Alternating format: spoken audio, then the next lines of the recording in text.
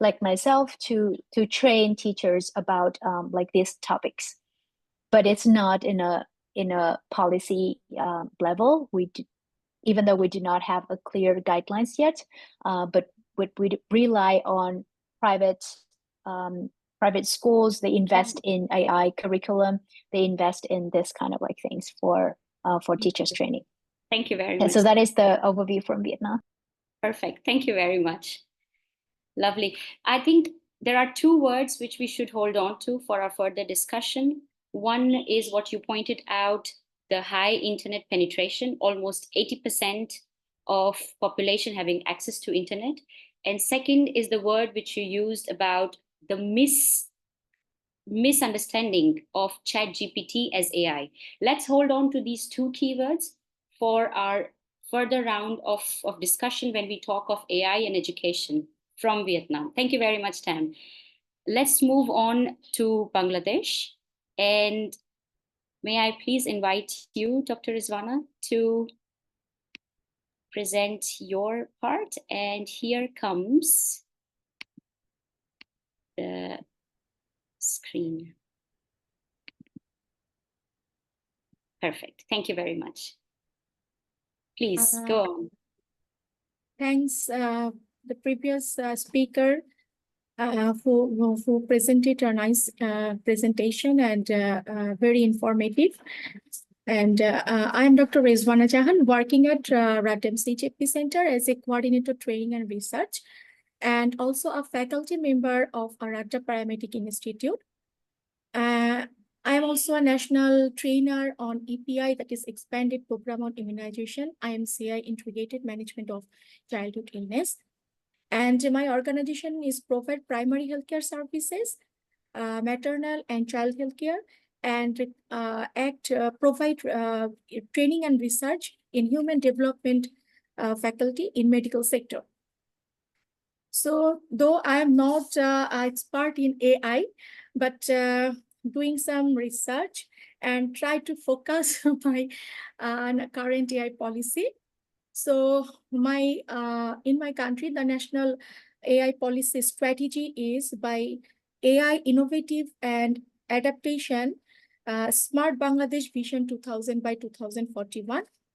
And there is some infrastructure in my country that is in medical sector, and both in primary, secondary, and tertiary level education. And I also mention it in the slides. That is DGH's e-learning Bangladesh platform, Bangladesh Computer Council, blended education, and so on in university levels. And there are also some initiative online platform, medical training and online platform.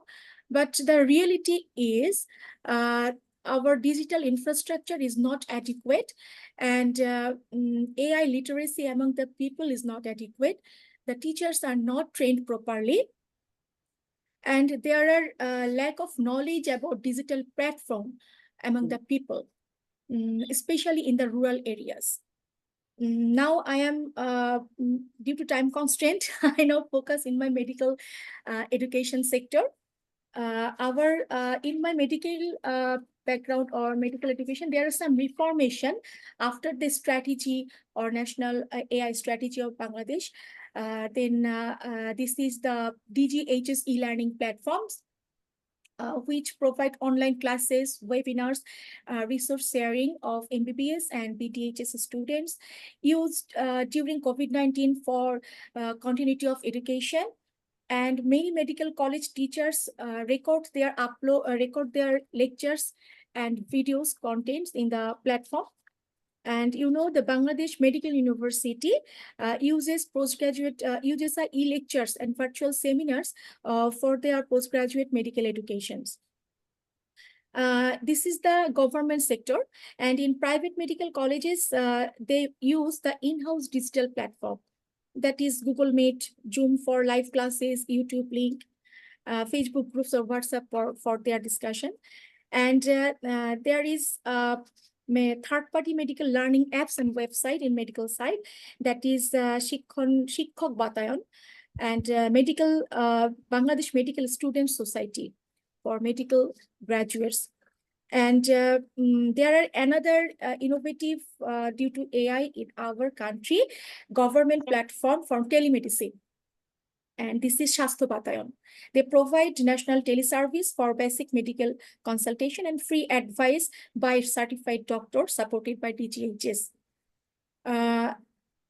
You know that Bangladesh is recently entered into the AI policy, and draft policy was done in 2020 and then revised in 2024. And now this is an ongoing process. I have experience to work with Gunjan, the e-learning platform in my paramedic institute. And this is a great opportunity for us. I am also I also trained up on e-tracker online training in EPI reporting online system, but there are some lackings or gaps. That is, the net connection is not available all the time, and the students are not all students are not with device or laptop. So they are, and they are not from same socioeconomic level. So this is the lackings of our paramedic institute. And all the faculty members are not interested to digital content or digital e-learning platform. This is also constraint. I think the literacy among the older people and other people to the digital e-learning platform. And I think this is, I mentioned already that this is ongoing process and it needs more development in AI sector in Bangladesh, in medical sector.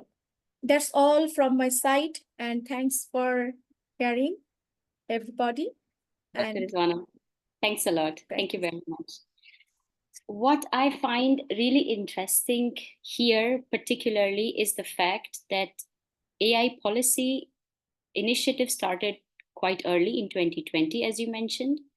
Then it was revised in 2023, and now again in 2024, which is an ongoing process, as you mentioned. So let's keep this keyword in mind for our further discussion: the early AI policy and its continuous revision. Secondly, you also touched on various digital platforms, both for university education and particularly in medical science training of students. And then you also touched on the fact of the socio-economic background of children or students or learners. So there's a landscape emerging of AI policy being revised, digital platforms being in place, and the socio-economic background touching the point of availability and accessibility. And this all connects the dot to the concept of governing AI. And this network is an attempt to look at AI governance from the ground up, to see first, do we understand, as Tam was mentioning, ChatGPT and AI are misunderstood. Do we understand what AI is? Then are we able to build, develop, and use it? And only when we use it for our unique context, only then we'll be able to govern it. But we'll get there. So thank you very much once again, Dr. Rizwana, for your presentation. May I now quickly introduce Gayatri, and I would start with just a few lines about the AI policy and the education infrastructure in India, and then pass on to Gayatri to share about the education reality, she being the professor and faculty member from the University of Delhi. So once again.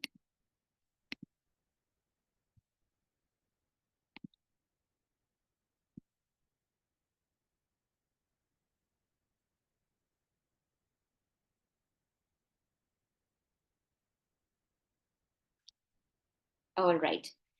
So similar to Vietnam and to Bangladesh, the current AI policy landscape in India is quite I would say it's quite vibrant. The country started in 2018 to form its national AI policy, and there is some substantial budget allocation happening in 2024 with 1.2 billion USD. I think the screen is not visible. It's still loading on my side. I'm not sure if others are also facing the same issue. I can't see your screen. Not visible now. Is it now? It's loading right now. I can't see it.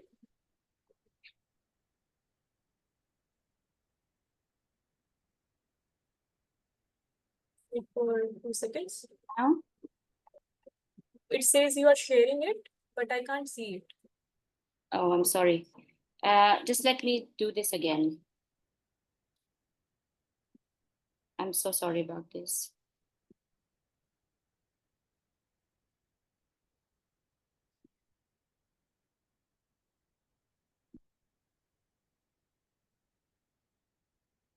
Right now. Yes, now it should be visible, right? Visible. Perfect. All right.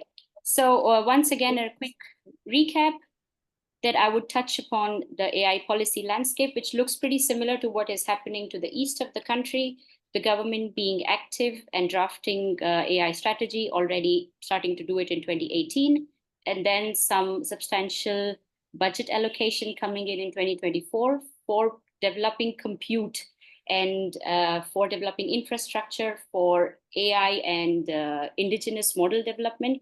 What is interesting, which I recently came across, and this I find as well as also quite an interesting move to boost innovation in the country, is the GPU facility, which provides with USD 0.5, so just 5 cents per GPU hour to boost the internal private or public research through this investment and compute facility which has been developed. These kind of innovation boosts are ongoing, and this has its heart and soul in these ambitions of the country to be the center of excellence in AI. But when we talk about education in particular, the use of AI in education and the education infrastructure, the numbers look quite different. There are currently 248 million students enrolled in the schools, and 16.8 of them are out of school. And there is quite an interesting or a stark difference between internet connectivity. And this is visible on the world map, which is done by UNICEF GIGA project, which shows the device access and internet availability in different schools. And similarly, the topics which Tam and Dr. Rizwana touched upon, which were of teacher shortage, and the topic of quality of teaching, and the topic of curriculum, that we mostly do not know what to teach to make sure that our children, our students, our learners are able to use AI and are able to develop with AI, are able to design with AI. The curriculum is in development, is in development is the word to pay attention here to. And then there is a growing concern about academic integrity in the age of AI. And with this word, academic integrity, it's linked to use of AI for the purpose of cheating or for the purpose of bypassing assessments. I ask Gayatri to please jump in and tell us about your lived experience and challenges as a professor. Thank you. Thank you, Minjal. Hello, everyone. I've been teaching as an assistant professor in Delhi University for more than 6 years now. And yes, again, I'm not an expert in AI, but I'm just sharing my experience, what I see in last few years with the arrival of the AI. So first of all, well, we have teaching learning process, we have assessment, and we have research. Like these are the three components or three phases that we see. So with the National Education Policy 2022 being introduced, and it is now in 3rd year of its running. So there is increase in the assessment component, especially the internal assessment component. So, well, I'm professor of economics. So along with, your usual test questions, we always like to promote creativity by giving, take-home exams, questions that makes you think about issues. But this is something I can't do anymore, because if you do that, you see a lot of generic, very well polished, but so less answers. Like there is not much thinking on the part of the students. And like it's pretty clear, it is just copy pasted using ChatGPT or some other LLM model software, and it is very rampantly used. So this is the problem that we face, like most of my colleagues face, that in terms of assessment, we are very much constrained. So you have to either go for an exam, a written exam or an oral exam.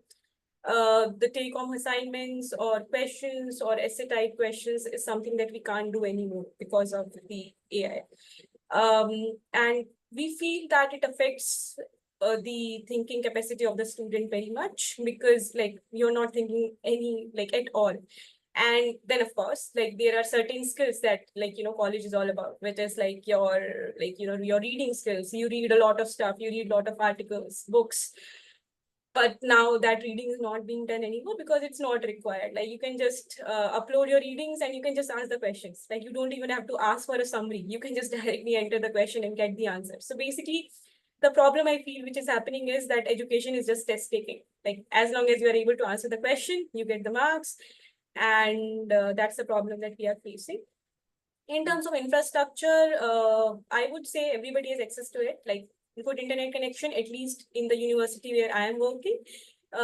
It's available. Everybody has access to smartphones. So I would say everybody has the access.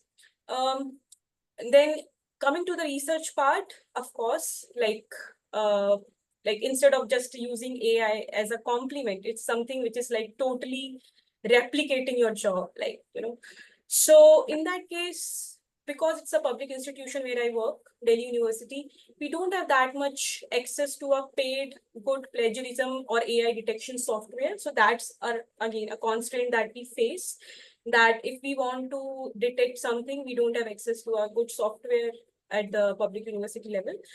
Also, we don't have any clear-cut institutional level policy, like which specifies what is the ethical use of AI, like how much you can use, and that is okay, and how much you should not, like the limit beyond which you should not go beyond. So there's a lack of a university level policy on AI for both teachers and students, because research is something that everybody does, like students does, faculty do even more. So that's a problem that we face. Apart from it, I would feel one good thing that I felt about from this is like some of my students come from background which is maybe like they are not very good with English. I mean, they had good thinking skills, they are very good students, they have very good knowledge, they are just not good with expressing themselves in English. I think that's where ChatGPT helps a lot. Like if you have your idea and you are just using it for complementing your writing skills, then I think it's great. Like even if you are not well versed in English, you would not be. So in this way, I think it helps in reducing the language barriers. I think that is one of the positives.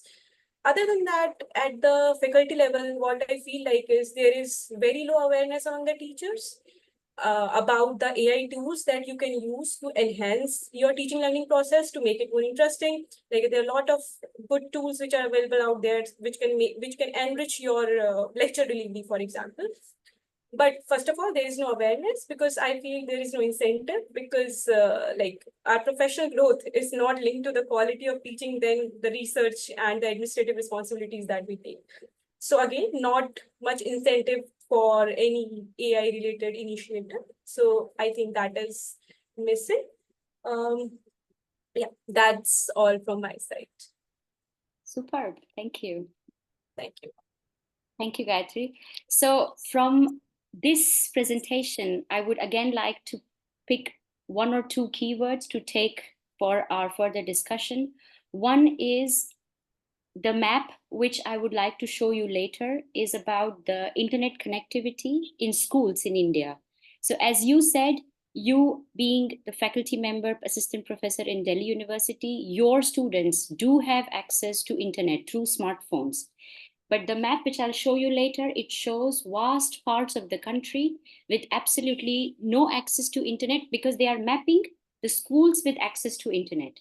And there are really vast parts of the country which is predominantly rural, or tier 2 or tier 3 cities with absolutely no connectivity to internet in schools. So this is one very important keyword: internet divide or digital divide, which is then compounded to algorithmic divide in the times to come, when people who do have access to tools, AI tools and AI softwares and AI services.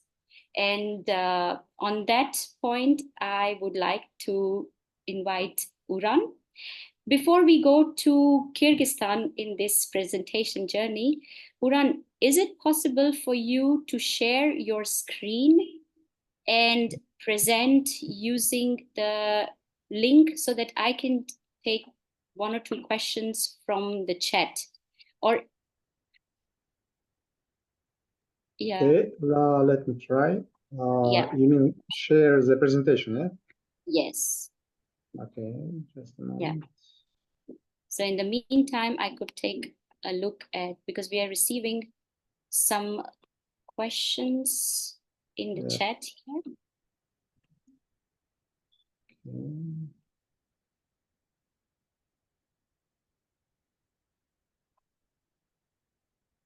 So you can see my screen? Yes. The presentation? Yes, yes, yes, yes. Okay. Yes, it's visible. So, hello everyone, nice to meet you all. My name is Uran, and I am from Kyrgyz Republic, which is the official name of our country, and the second name is Kyrgyzstan. So, Kyrgyzstan is located in the Central Asia. Central Asia included 5 countries: Kazakhstan, Uzbekistan, Kyrgyzstan, Tajikistan, and Turkmenistan. So all stands, we are landlocked countries. And because of these specifics, we are very dependent on that access to internet, because we believe that by using this worldwide informative ocean, we'll find a way for developing our countries. So that's why our government pay high attention for digital transformation of the country. And you can see that our country leadership accepted 2 main strategic documents: Digital Kyrgyzstan for development for 5 years, from 24 to 28. And it was accepted last year. And just recently, another strategy was also accepted for National Development Program of Kyrgyzstan until 2030. So regarding the educational sector, let me also make some addings. So Kyrgyzstan is a former Soviet Union country. Was one of the republic from the Soviet Union, and we have some heritage from that time. You know that in our country we have 2 languages. One is like official language, which is a Russian, and we have state language, Kyrgyz. And why I'm mentioning about that? Because we have gap between cities and rural areas. In rural areas, people more speaking on our native language, Kyrgyz, but in cities, people are speaking in Russian, and our leadership say that people should speak more on Kyrgyz. And for that, AI solutions help us to develop our some special program. We say Akıl-Ay. Akıl-Ay, it means like smart. And if we just decode it, that Akıl is mind and AI. Yeah, we just mind plus AI. So it just all that our books, all that our data on our native language downloaded to that system, and it helped to people use as like Google Translator, you know, that from our Kyrgyz language to other languages, to Russian, English, and so on. And yeah, government pay high attention for that. They bought one supercomputer from NVIDIA and use it for developing this solution. And now it's successfully developed. But and this happening because at that time in Google Translator and other translators, we can find proper Kyrgyz language translation. But when the Taklai developed, we find that GPT and other AI platforms, like we can use the platforms for translating from Kyrgyz to other languages. So by this case, I want to just show how AI develop very fast. You know that our government trying to find some solution for our native language development, but we can see that now it's like already can be used by other AI platforms. So this is also bringing us to second level of for our education system infrastructure. So we can see that we have around 5,000 primary and secondary schools, 58 universities. So we have, with our total population, 7 million people, around 1.5 million school children, and around 230K students. So you can see that our population in our country is young. And so our government now established two strategic priorities for educational sectors, for quality and for accessibility. So how they plan to solve this? They trying to establish some PPP, private-public partnership, in our country. And just recently I participated in also one interesting initiative. Maybe you also heard about that, the Teach for All, when that some graduated students, they go to rural areas for teaching school children. And it's just started here, but it's very successful. So it's developing now. And of course, in the cities, we have a lot of private schools. And so they are now also moving to rural areas. And government also trying to solve this issue with a gap on infrastructure, because of course in rural areas we have much less developed internet. But anyway, we have, I think, the same case as Vietnam. Our mobile penetration more than 100%. But another problem is like low speed of internet, and yeah, this is also like one of the challenge. And we have the program connecting all schools to the internet. And recently I worked as a World Bank consultant for Digital CASA project. Digital CASA means Central Asia, South Asia. It's one of component should solve that infrastructure problem for internet connectivity. So as I mentioned, in this strategic document for national development until 2030. I'm sorry to interrupt. Sorry. Yeah. We have to, if you could. Time, yeah. Yeah. Please I think that's it from my side. Yeah. All right. Yeah, we can discuss later. Thank you very much for showing us Kyrgyzstan through your presentation.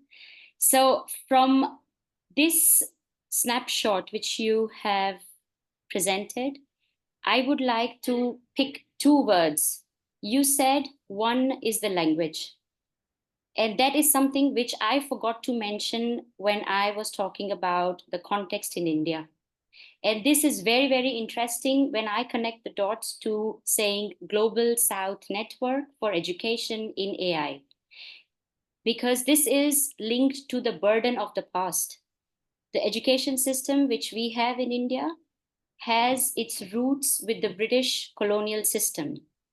We are talking today in English, it's not my mother tongue. That is also the burden from the past. And these things, I think, are relatable in many other countries in the global south, when we, especially in education system and in language, which you thankfully pointed out, we carry this because of the past, because of the history. And through this network, it is a collective initiative to come up with an understanding of AI, which is not only attached to our past, but helps us to understand our present, our requirements, unique context, the challenges, and build and develop it in such a way that we can govern it, not only with mind intelligence, but with different other methods with we learn the physical intelligence, the soul intelligence, natural intelligence, and all other different ways how human beings learn in different cultures. So thank you very much for pointing out the word language. And once again, you pointed out towards high internet access, but low internet speed. So let's take that too for our next round of discussion. Thank you very much, Uran. Thanks a lot. May I now invite Isme, please, to tell us about South Africa. And may I please request you to share your screen, and I keep an eye on the chat then. Perfect. You can just give me a thumbs up if you see it. Do you see it there? Yes. Oh, awesome. Okay. You can definitely rein me in because I do love to talk. I am an ex-foundation phase teacher, and as you know, we have the gift of the gab. So please do rein me in. Hi, everyone. As I just said, was an ex-foundation phase teacher, so teaching grade R to grade 3. I had a very sort of traditional learning experience in the education system myself, and then obviously going into higher education, studying traditional bachelors of education. But I did have a difference. I also studied and qualified as a Montessori directress. So I kind of saw what was better, if I can put it that way, specifically for a South African context. So everybody knows, I think everybody always loves to talk about apartheid in South Africa. That was kind of our claim to fame. So it's lovely also just to hear other countries talking about sort of, I don't want to use the word disadvantage, but I do think it is a disadvantage coming from where we've come to where we are now and having to get our children. I'm definitely going to speak from the young learners perspective, just to give you guys a qualifier there. So if I look at the type of kids that I've been teaching, we have 12 official languages. It was 11, now 12 with sign language. So those are official languages that our kids have the right, according to our constitution, to learn in. And they are not learning in that. They're being forced to learn in English as a home language, which is significantly problematic on many levels, not just from an educational point of view, but we all know language affects us and our worldview. So how does having to learn language different from your home language impact you in the way you see the world? And a lot of you have brought that up already, so I'm not going to go too deeply into that. But I will tell you that South Africa has just released our National AI Policy Framework in August of 2024, and it emphasizes the human-centered approach and what we like to call Ubuntu philosophy, which basically means humanity for everyone, which is beautiful at its core and wonderful. But if you've watched politics or seen anything, South Africa really has a failure to launch problem, oftentimes with things centered around education and those kinds of policies. And if you look at our human rights system too, we have the best human rights legislation and policy in the world, but oftentimes that can lead to other problems that either, again, failure to launch or let other things creep in, and we don't always know which one to favor over the other in terms of this. So AI specifically, and again, not just the ChatGPT, but any sort of these technologies that are coming could be potential barriers in our already strained education system. But I am still very excited about this policy because it creates a space for grassroots innovation to happen while the government moves slowly. So a lot of small companies, startups are starting to really, green offshoots that are starting to really make a difference, even in very small, impactful ways in schools now. And I like to say we're not waiting for permission to innovate. We're building solutions that work in our reality now, which I think is so key. And to remember that for what we're doing in our relevance or our spheres. This is what I call cognitive sovereignty, the right to define how intelligence and learning happens in our own context rather than importing models from elsewhere. And this goes definitely with a lot of what all of us are saying, actually, just maybe in different words or in different levels of the education system, is looking at how we can almost incorporate that thinking of technology. And I think philosophy is going to be a big game changer in terms of how do we get people on board with AI when you don't have the physical technology to hold. Again, South Africa, lots of infrastructure with kids, some children don't even have electricity in their classrooms or even toilets. And now we want them to be prepared for the future and the job market that they're going to enter into. And it's not so much about holding, I keep looking at my phone, it's not about holding the technology like this. It's about how do we incorporate that critical thinking and how are they going to learn to be able to function in a world that is becoming so reliant on these technologies.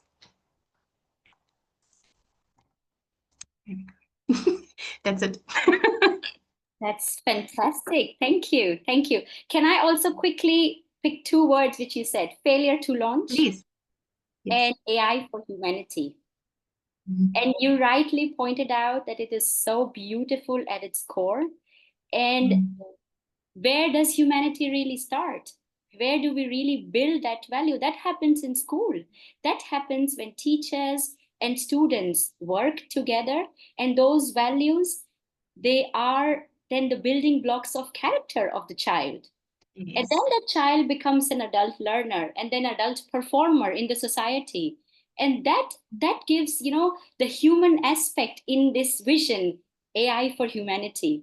And this is why I believe it is wonderful and powerful that we are doing this together, because there is so much hype and there is also so much potential, but also so much danger of this technology.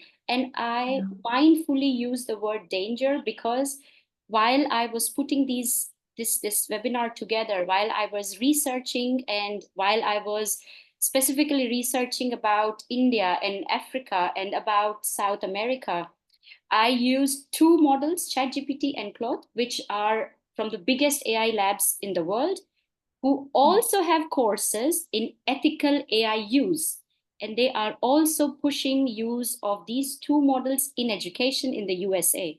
After this webinar, I will show you the screenshot of the chat which I received from Anthropic's Claude when I was asking it to take a role of an educator and policy advisor and help me brainstorm this thing.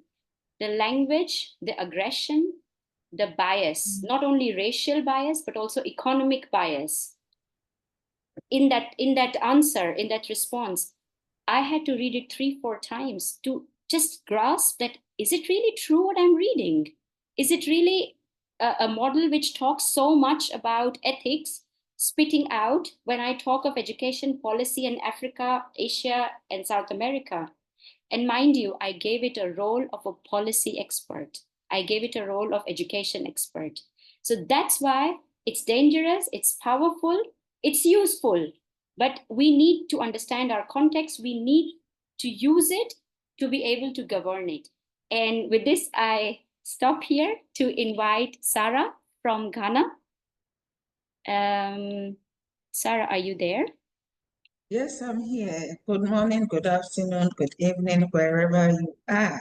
And I'm happy to be here. Perfect. I'm sorry I came in a bit late. I was running a radio program for a competing program coming up in August. And I have enjoyed the conversation so far, and I'm happy to share my point of view with respect to what is happening in Ghana. I must say that I am coming from the private space. not in the public space. So my views are more tailored to the private sector. However, we work hand in hand with government. So we have the government's views as well. Ghana is a West African country, and we are surrounded by Francophone countries, fortunately, unfortunately, yet we have zero tolerance for French. That tells you how colonization has really brought us to a kind of mindset. And we are the first in Sub-Saharan Africa to gain independence from colonization. So we have a bit of history there, but we are a very small country, about 33 million people. The journey of AI policy landscape. Ghana started, yes, like every country, 2003, we drafted an ICT in education policy. We didn't know AI then, but we had an idea of what could happen. Then we revised the policy in 2015, looking at the dynamics in the world and how that time technology was influencing teaching and learning. So COVID struck, and like most countries, we were also not prepared. So we had lots of lockdowns and we had school gaps.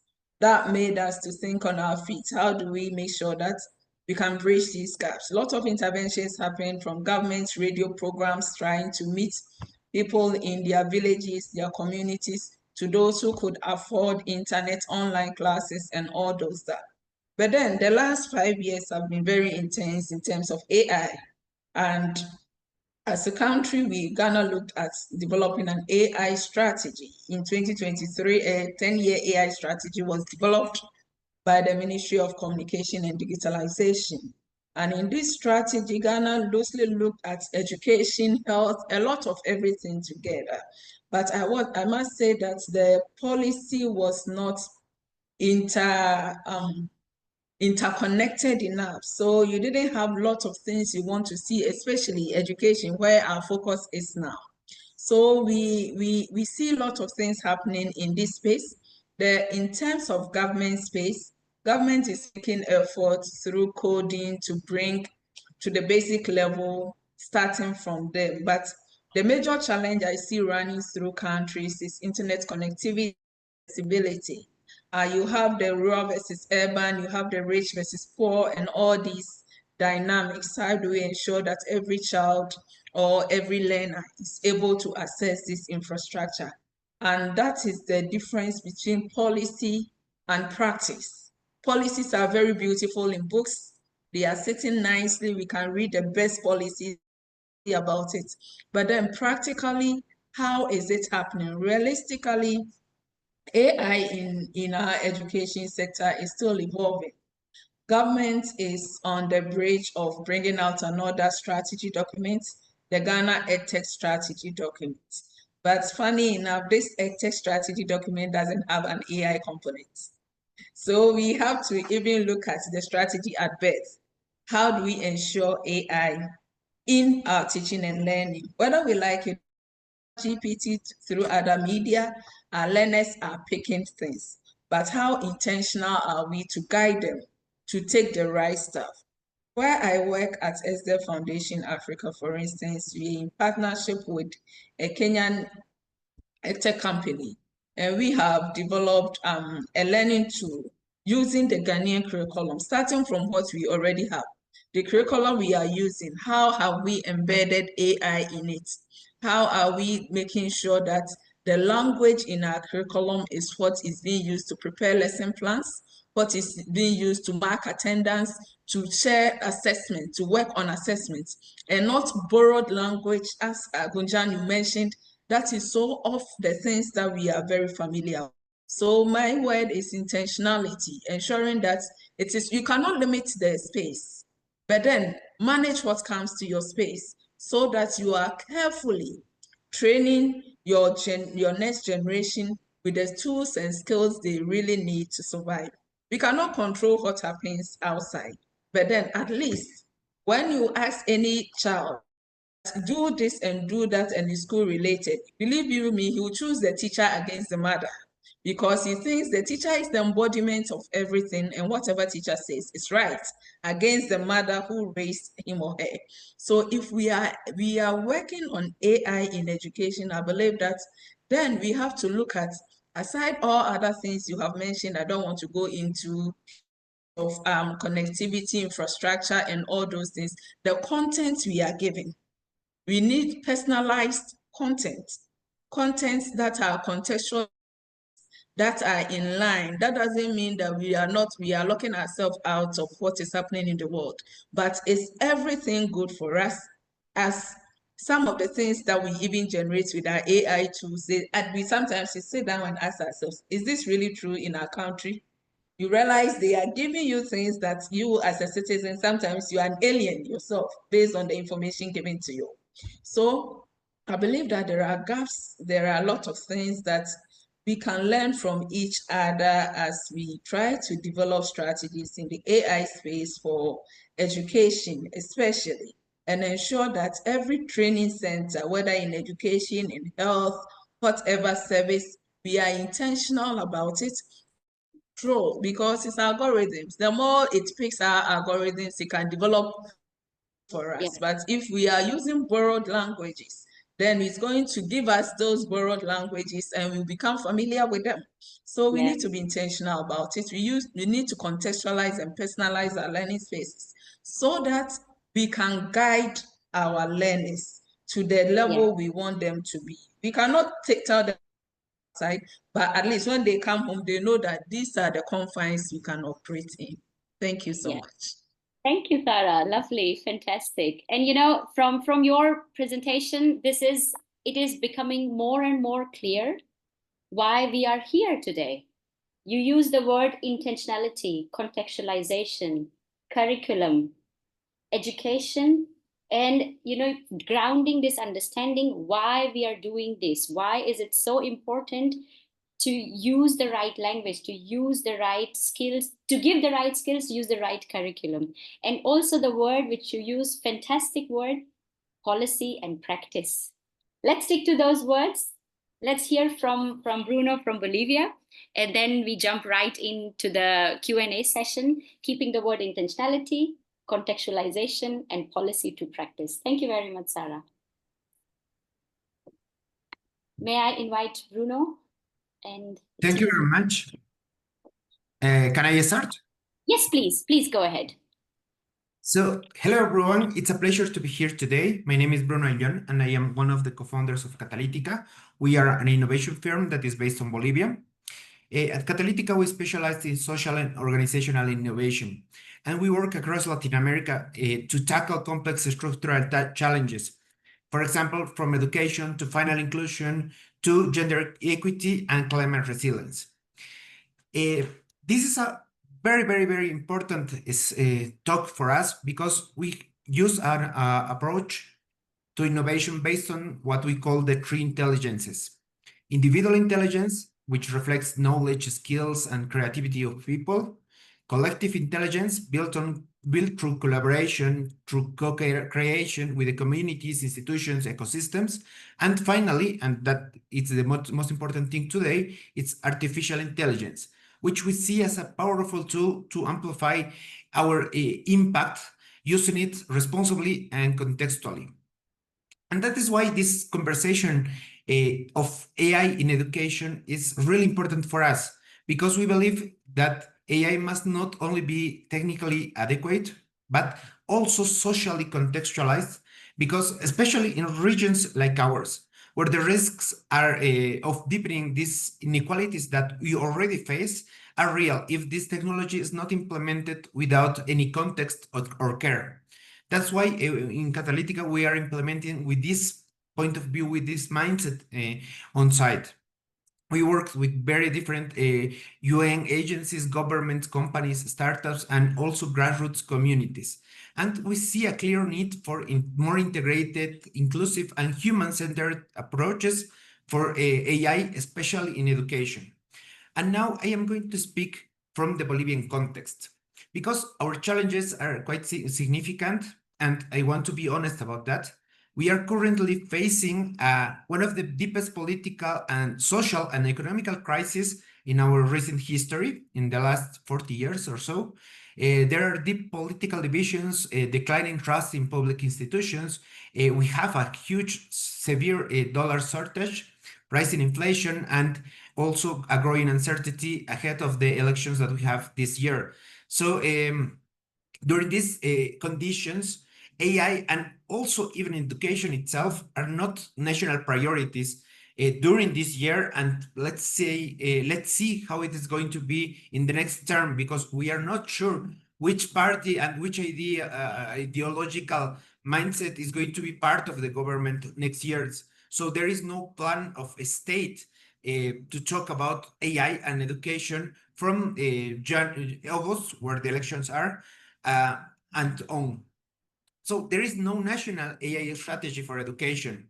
There are a few efforts that we saw around digital transformation, and particularly especially during the pandemic, but these have declined in the last few months. Also, we saw some individual initiatives led by private actors and also multilaterals and international cooperation, but they remain disconnected from public systems. Our big picture is like that. For example, rural and suburban schools don't have the access to internet, much less the kind of devices that you need for learning AI or applying in the teaching. Also, Bolivia has one of the most expensive and worst performing internet connections in the region, with high costs and low speeds, especially outside of the major cities. For example, we pay 30 times more per megabyte per second than our neighbors in Chile, and 20 times more per megabyte per second than our Brazilian neighbors.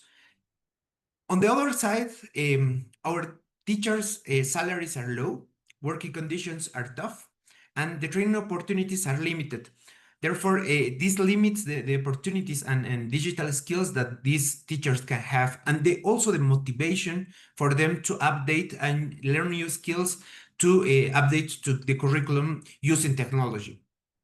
And on the other side, many people, including educators, rely on smartphones only for social media or communication, for example, WhatsApp or Zoom or Google. There is not much interest or availability of the adequate devices to go further on that.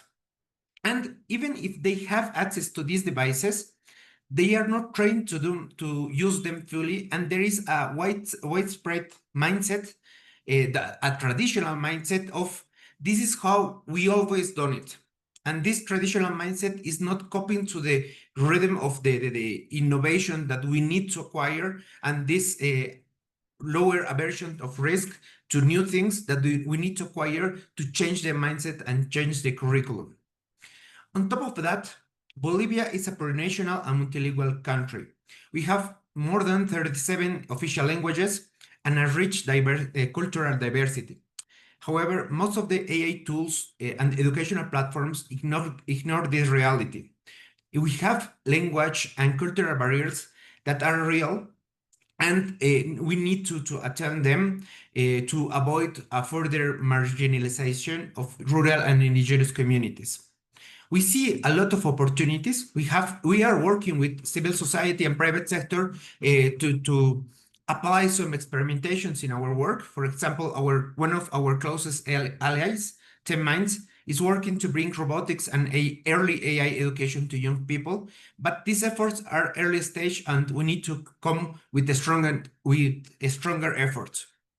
The important thing is we cannot wait for the government to work on a national policy or a national strategy. We need to come up with different strategies and connections and opportunities to connect with international actors such as yourselves in these kind of situations from the private sector, because we are not going to wait for the national government to do so.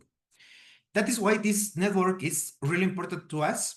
At Catalytica, we are actively seeking partners to co-create pilots, explore locally adapted solutions, and work together to ensure that AI in education helps to reduce the gap, not spread it. And also, we need to think about how we can use the collective intelligence rooted in our local realities to contextualize what could be an imported blueprint. Yeah. That is why we are happy to be here. We are happy to connect with you. Thank you for this opportunity, and we believe that this is the best way to move forward together. Thank you very much. Thank you so much. Thank you so much, Bruno. You pointed out on some of the very fundamental elements when we talk of the word education. You talked about teacher training, you talked about device, you talked about internet accessibility. Then you were also talking about government priorities and funding, which is really a situation which is quite, I would say, challenging in your country, but it is fundamental. And I think you also mentioned language, and most of the models which are dumped on us every weekend by Meta, by OpenAI, by Anthropic, by Pi AI, by I don't know what AI, are all in English, and not the whole world talks, understands, learns, comprehends in English. And yes, it is a knowledge, it's a language which connects the world, but it is not the only language of the world. And we need more and more ethical AI tools which are multilingual, multicultural, and helping, and pedagogically sound and contextually sound. And I believe this network can do, this network can contribute in 3 ways to this intention that yes, we should have this, we should have that. And this should have can happen through this network when we come together to design research in the field of education together, action research. When people in this network come together to design pilot use of AI in schools, in universities, and in colleges and in higher education, in TVET education. And it can happen by starting podcasts, by writing on Substack, by communicating and connecting this cultural and this knowledge which we have, which we share, and the context which we share together. And I have noted down so many points, and we have exactly 17 minutes left. So may I please ask as many of you who are currently able to turn your video on, and let's touch upon 1 or 2 points, because we only have 15 minutes left before we conclude this session today. And I recommend talking about the context of education and the lack of curriculum, because we have seen there is more or less policy around in the world, but there is so little policy implementation. There is absolutely no curriculum for teachers to teach AI. This is my recommendation to talk, but let's hear it from you, those who haven't spoken so far. So yeah, please tell us 1 or 2 topics which you would like to discuss in these last 15 minutes.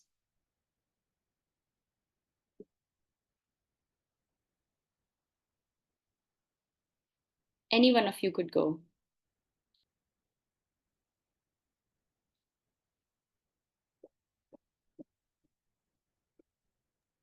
Or shall we discuss in this first meeting the topic of curriculum missing, and then it connects the dots to teacher training missing. It connects the dots to no incentive for teachers, as Gayatri was mentioning. And it also connects to the fact that when there is curriculum and teacher training and there's no internet, then how will all of this gonna work? So yeah, may I invite you, Sarah, to say a word or two on this context of AI, education, governance connected to curriculum? Absolutely. Thank you. Thank you once again. Curriculum for me is the foundation. What are you using the internet to do? If you don't have anything you are looking up to, what do you need access for if you don't have a baseline? So our baseline is the curriculum. How are we making sure that our curriculum is AI friendly? Fortunately for, let me say, government of Ghana, there's time for the review of the second basic school curriculum. And one of the discussions we're having with government is have AI embedded in the curriculum, because there are lots of interventions going on in the country. Every teacher is being given a laptop high school students are given laptops. There's the aggressiveness of connecting schools to the internet and all those things. But if we do this and we are going to rely on open source, then it's better we leave people to get their own devices and get their connectivity, because then we are not guiding the outcomes of what we want to see. So we first of all need the curriculum to be adapted to the current trends with AI. And as I said earlier, be intentional about how we want, because there's a cultural dimension, there's a lot of things that goes into curriculum development. The curriculum of Ghana, we may have a lot of similarities with India because we are all British-based people. But then there are certain things that is India specific, that is Ghana specific, that needs to be guided so that we can pass it on to the next generation. So I believe that it is time that if we're looking at technology in education, we look at fully integrating technology in the curriculum, that it serves as the foundation for others to be built on. Thank you so much. Perfect. Yeah, it's foundational, it's fundamental. And you know, when you mentioned looking at the curriculum, it goes in the direction that once we know what to teach primary kids when it comes to machine learning, when it comes to data analysis, when it comes to knowledge of sensors, if we know what to teach primary, secondary, higher secondary, and college students and TVET students, only then we are sending skilled workforce to the private sector, to the market, to then work and innovate using the infrastructure which the government is building. If you remember, I showed you the slide that India has this ambitious plan to be center of excellence, and different engineering colleges get a lot of funding to develop infrastructure, which is data centers, compute, and a lot of algorithm and I mean, I do not even know all these terms, but the point is people have to learn this early enough to then be able to start research on it and start developing in ethical and inclusive way.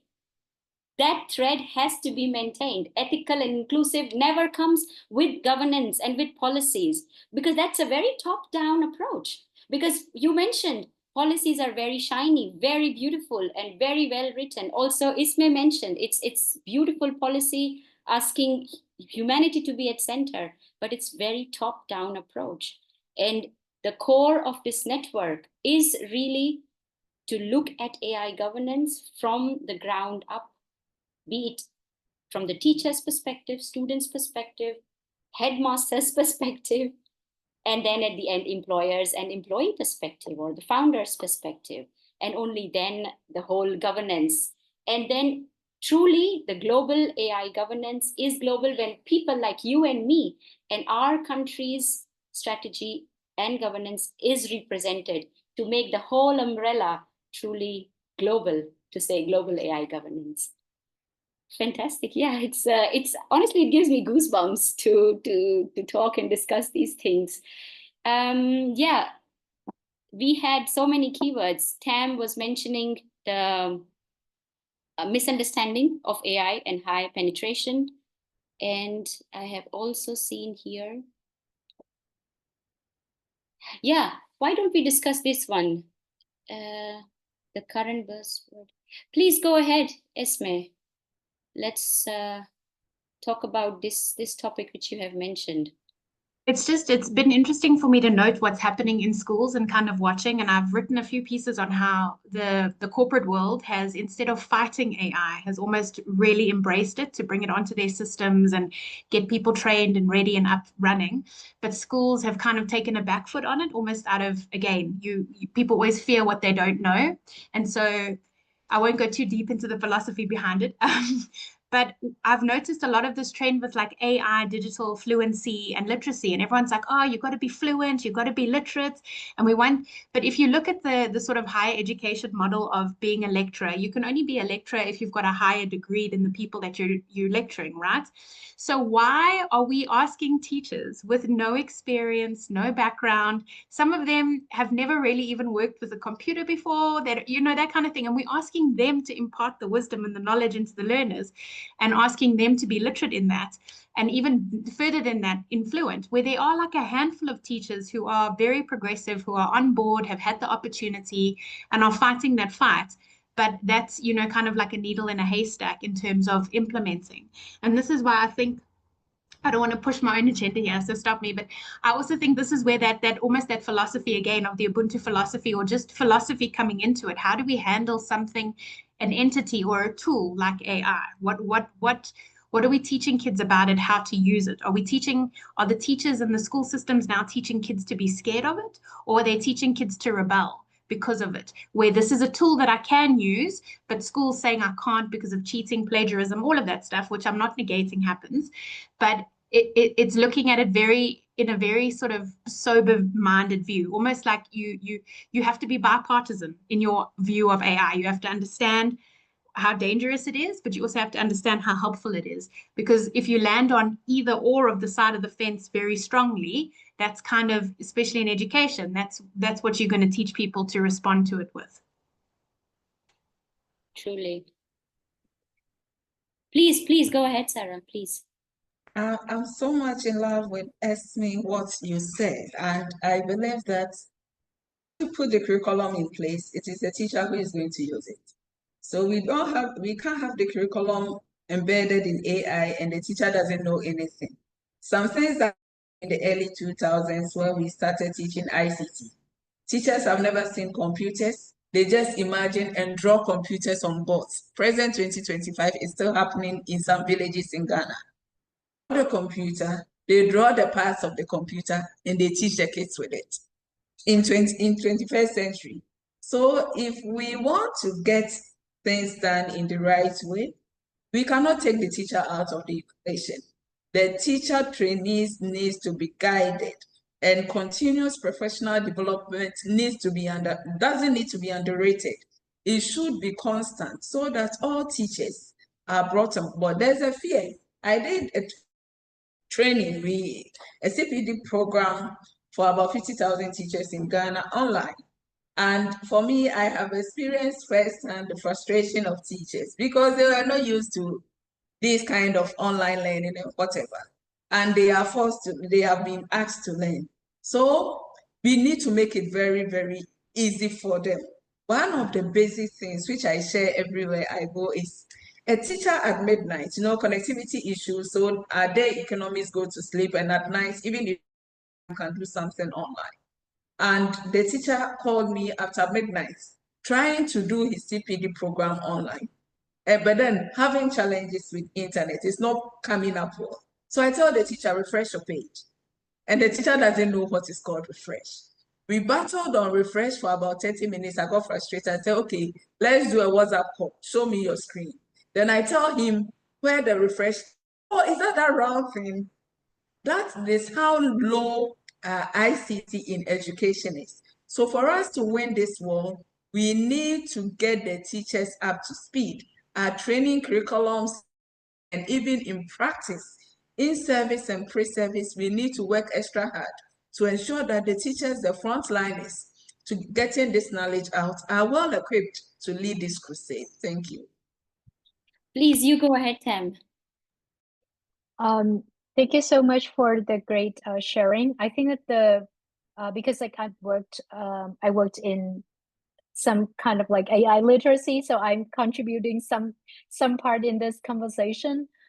Because right now, even the term like Esme say, that it's true that right now there's a lot of buzzwords, and some people, even for policymakers, like do not really know what AI literacy is or what to teach.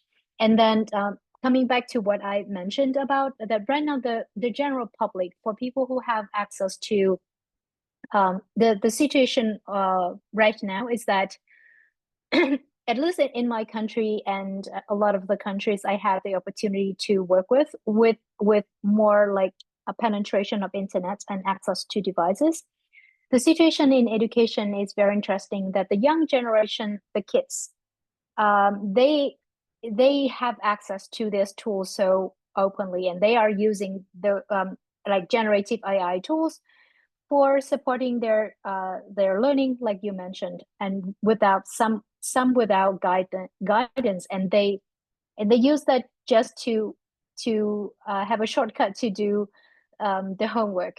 And the curriculum right now, when you mention about curriculum reform for including AI, I think that right now the reform in education calls for not just like teaching about AI, like what it is about, but it's actually to change the holistic way that we are teaching and assessing. And like, for example, right now in the curriculum of ICT, like I just like open it, ICT, and the outcome of our curriculum in ICT, it's to have the students to be able to code and design a website, which actually that learning outcome nowadays for that basic level of outcome, they can just like use a lot of generative AI tools to generate and do a really quickly a website.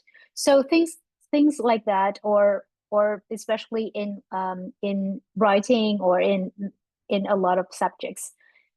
So that is the challenge of how the students actually are like using that without guidelines. So I would say that from my perspective, the development in order to really develop a policy or implement a policy, especially AI policy, from my perspective, I think that it would need to take some time to really train the teacher to the level that they can teach like students about AI or about technology. But the first level, it's to really upgrade the teacher's pedagogical like knowledge, so they understand what learning and come back to what learning it's about, to really develop critical thinking or creativity, like 21st century skills, those things first. So 30 minutes left. Yeah. We could wrap up and Bruno could come Yeah. in. Yeah, so that is my point about like curriculum reform. It's not just about AI, but it is holistic reform. Fantastic. Thank you so much. Thank you. Thank you very much. I just wanted to add, it's really interesting to hear you because someone of you mentioned earlier that AI is not ChatGPT. I fully understand that. But however, in our situation, I think we are quite, we have a lot of work to do on making it more natural for people to use AI, including generative AI such as ChatGPT and so on. Because they are many teachers, many people actually, they are afraid that AI is going to replace them, and that is generating fear. And to add to what Sarah mentioned a few minutes ago, teachers don't have the abilities or the devices and so on, and they have the fear to learn new skills because they don't get paid because to get updated. They get paid the same, and there is no other motivation to update unless there is a huge regulation that is going to force them to do so. However, that doesn't imply that they are going to be motivated to do so. And in this process, we need to come up with different solutions to start by using at least ChatGPT or something like that in the curriculum that the teachers are implementing, not because of a regular and national-wide regulation, but because of their own incentives, because it's kind of complicated to create a regulation from the national-wise, because we here in Bolivia, we have a lot of regulations that are not really applied. They are used for political purposes. They say, okay, we are advancing in technology and so on, but in real life, we don't see these changes in the people that are going to be benefited from them. That's why we need to come up with solutions from bottom up instead of top down. Thank you for the opportunity. Thank you. Thank you, Bruno. We are 1 minute above our schedule, but I would like to thank you all very much for being here today. I'll take 1 more minute, but if you guys are running late, please drop out. I will send all this information and the recording and the PDFs through email. In the PDF, there is also a curated list of some readings, which I and other speakers have put together, which we found were very useful to understand the policy and also the education landscape in all the 7 countries we talked about today. And as Bruno said, it's a long walk and there's a lot of work to be done. Thank you for using that sentence, Bruno. There's a lot of work to be done, because to govern something like this, which is changing so fast day by day, and almost every single day there are new and thousands of research papers, policy briefs, and policy think tanks mushrooming in all over the world. This is going to take a lot of time for us to stay connected and build a network where we keep the conversation going on and we diffuse knowledge about what we are doing and what the other parts of the world are doing, and contextualize it, as Sarah said, and as Isme, Gayatri, as Tam, and Dr. Rizwana, and you, Bruno. Thank you very much for all these insights. It's just webinar 1, and I will come back to you next month for webinar 2. Better organized. Sorry for all this sharing and screen sharing and my nervousness today.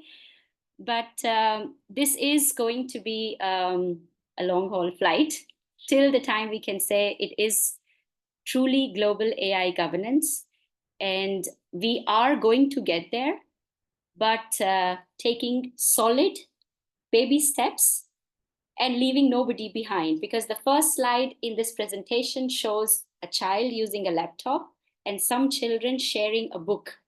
And the vision is that both of them who are going to live this AI revolution in a fantastic way, it's going to happen very fast, but in a distinctly different way. And the vision of this network, the purpose of this network is to make sure none of the teacher and none of the child is left behind. And with that, I end this session. Thank you very, very much for being here. Thanks for the good energy. And I will share the details and the presentations through email. Thank you very much. Also, I just one quick questions. Can you also share, maybe create a LinkedIn group or something that we can join together to receive the information or like connect with one another? Yes. Yes. I think that would be very helpful. Yeah, I will share. There is a LinkedIn page of this network. I'll share it once again. And it would be delightful to see all of you once again for the second webinar next month. Have a wonderful time until then. Thank you. Thank you. Bye. Thank you. Thank you so Bye. much. Oh, we need to take a screenshot. Please let me quickly take a screenshot. All smile.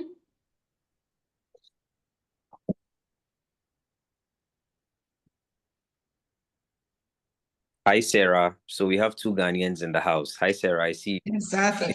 Fantastic. Thank you so much for joining, Kwame. Thank you so much. Most welcome. Bye. Thank you, guys. Bye. Bye. Thank you, everyone.